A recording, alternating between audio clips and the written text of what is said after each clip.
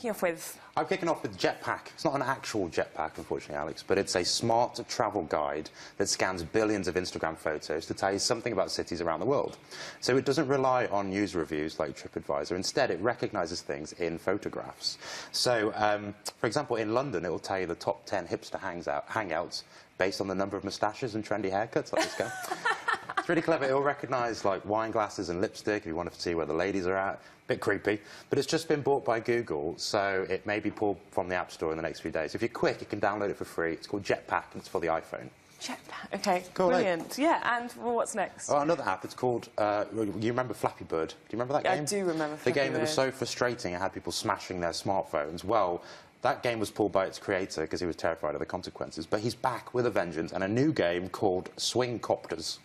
Now, it's totally different to Flappy Bird because in Flappy Bird, the bird moved left to right, avoiding obstacles. In this one, it moves up and down. Oh, so totally different. Yeah. But one thing it has in common with Flappy Bird is it's really hard to play. So I played last night, got a top score of 1. If you think you can match that, you can download it for free for iPhone and Android. But be warned, you may want to smash your smartphone after playing. See, I don't understand why this man made Flappy Bird. Oh, he's doing great. Why Sure. this man pulled Flappy Bird to then create something that's clearly going to be as addictive? I think there's money involved. I'll be honest with you. Oh, he's done. 5 points. Beats mine by 5. OK, and then the next one. So if you do smash your iPhone, it's unlikely that Apple will replace it free of charge. But if you feel like your battery life is taking a turn for the worse, you could get a free replacement. Ooh. I know. So it's because Apple have admitted that a certain batch of its iPhone 5 handsets sold between September 2012 and January 2013 were a bit faulty. So people with those phones may be suffering from quick battery drain and need charging more often. If that sounds familiar to you, you should Google iPhone 5 battery replacement program. You enter the serial number of your phone, and you could get a replacement. I did it, and I am eligible. Really? Yeah, so I'm going in on Friday, hopefully with a new phone.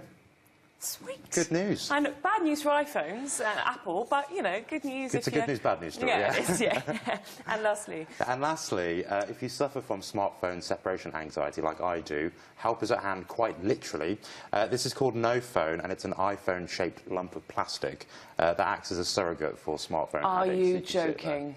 So it simulates the weight and shape of your favourite gadgets. It's something to hold on to if you're missing your smartphone that bad. But it does have some pretty cool features. It's completely wireless. It doesn't take batteries. It doesn't need any upgrades. It's shatterproof and waterproof. On the downside, it doesn't make or receive calls, and it can't take pictures or download apps. It's basically a lump of plastic. But if you're interested, you can find out more. It's a concept phone, and it's nophone.eu for more info. So this is the kind of e-cigarette for... It is, exactly, yeah. It's kind of a weaning sort of security blanket for people addicted to smartphones. I will look oddly at anyone who I see having one of these, yeah. And I include you.